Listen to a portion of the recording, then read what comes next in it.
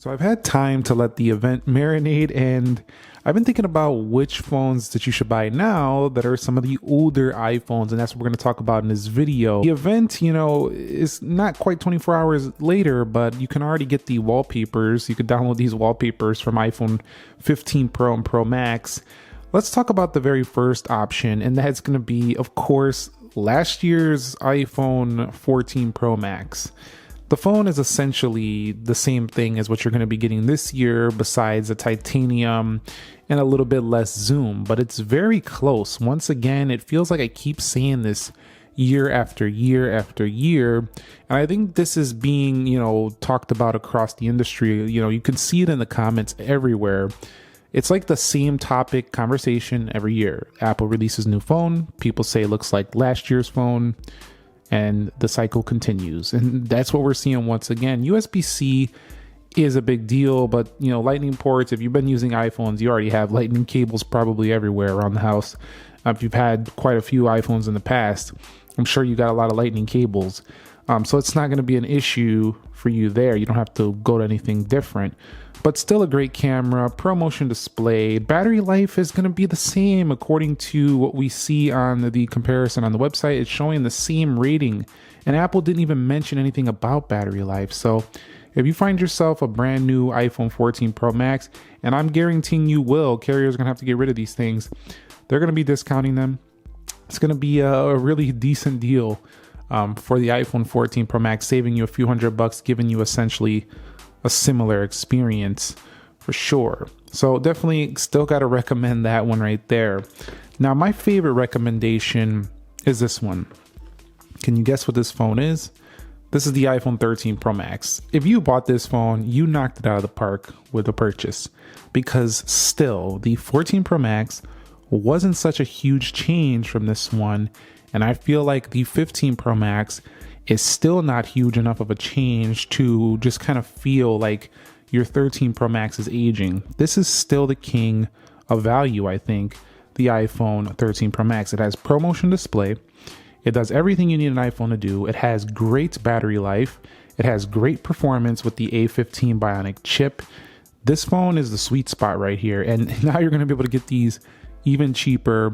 Once again, it also has the same macro mode. It does the 3x optical. And by the way, if you didn't know this, the iPhone 15 Pro, the smaller edition, only is going to support 3x optical zoom, not the full 5x. That's only for the Max. So you do got to pay that extra to get 5x optical.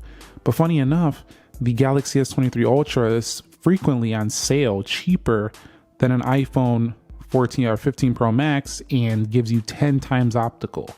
I know you probably don't care about Samsung, but I'm just saying Apple should have put 10x optical, I feel like. But you still get this amazing camera on this phone. Yeah, the notch is there, but it kind of just blends away. And Dynamic Island is cool, but honestly, it's not something, even after a year, that I really feel like if I wasn't using it, that I would miss it so much on a phone. But they did bring it at least to all the new iPhones, so Dynamic Island is here to stay. But still, iPhone 14 Pro Max, great battery life, great camera, still feels premium. Great deal. If you can find that one at a good price, I definitely recommend this after the launch of the iPhone 15 Pro Max. Now the next one, some people might disagree with me, but the iPhone 14 Pro. Now the 14 Pro, again, going to be a phone probably forgotten about after a couple of years, as the Pro model is not always the most popular. It's usually the Max. But this one's still very nice, smooth display, fast cameras, still got the Dynamic Island. It's still very modern looking now because the newer phones didn't really change too much. And while they did bring the bezels over to the edge a little bit more, that it didn't come edge to edge fully. I thought it was going to be a little bit more different. We're going to have to see it up closer. We'll show it in our upcoming review. Up close, I'm sure it's going to look a little bit better. But the iPhone 14 Pro is still a beautiful phone, and a deep purple color is really unique, quite nice. And so I definitely still recommend this one, especially if you don't need the longest battery life. You just want a really nice portable Pro iPhone. It's solid, although quite heavy. I would say the iPhone 14 Pro and the Max are kind of heavy, and those reductions in weight, I'll have to see how they feel in person before making my full opinion on it, but they're not looking like massive reductions in weight like I was expecting. Now, the next one is the 13 Pro.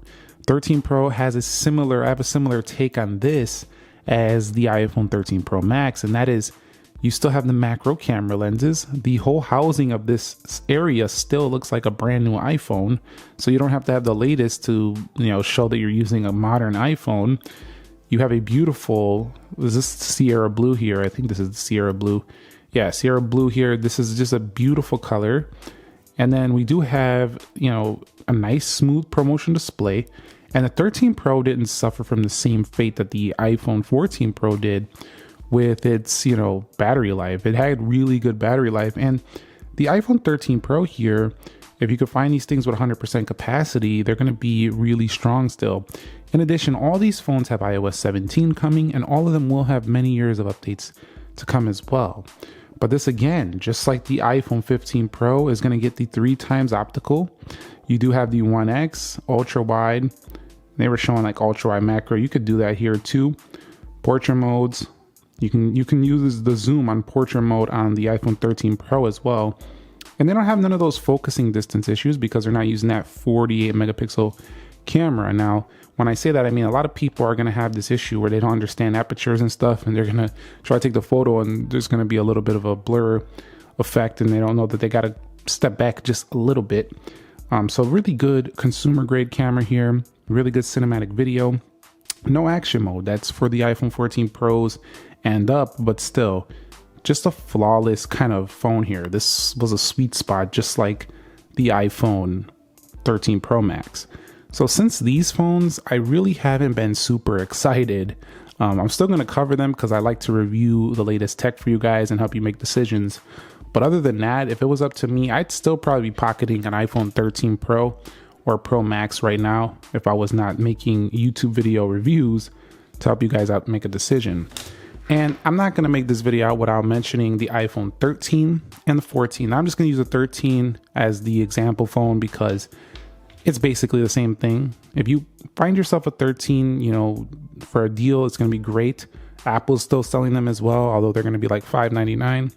So they're still a little bit up there on the price, but you can find these 13s pretty low. And then I will say that you do have a really good option here now with a reduced price point iPhone 14, giving you a nice ultra wide angle camera, pretty good brightness. I don't like the 60 hertz though on here. So all these phones over here, especially the 13 Pro, you can probably find this around this price point that Apple's going to be selling the 14 for and get the 120 hertz.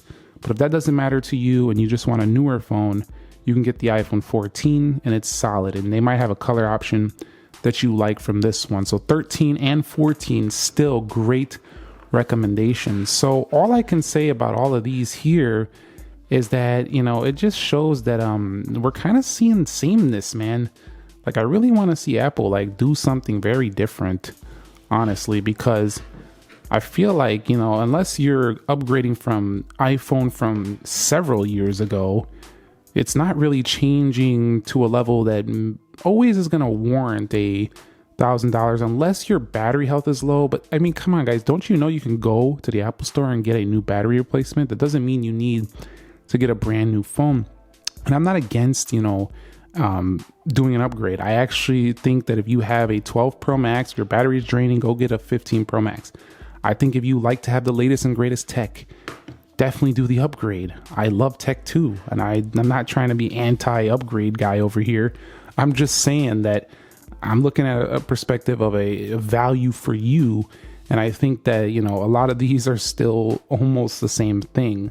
Seriously, with just a little material difference. And guess what? When you put a case on these titanium iPhones, you're not even going to feel the titanium too much. But I will be covering them, and we'll be putting those beasts that are coming, the new A17 Pro chips against these older iPhones, and we'll see how much of an advantage in the real world they really have.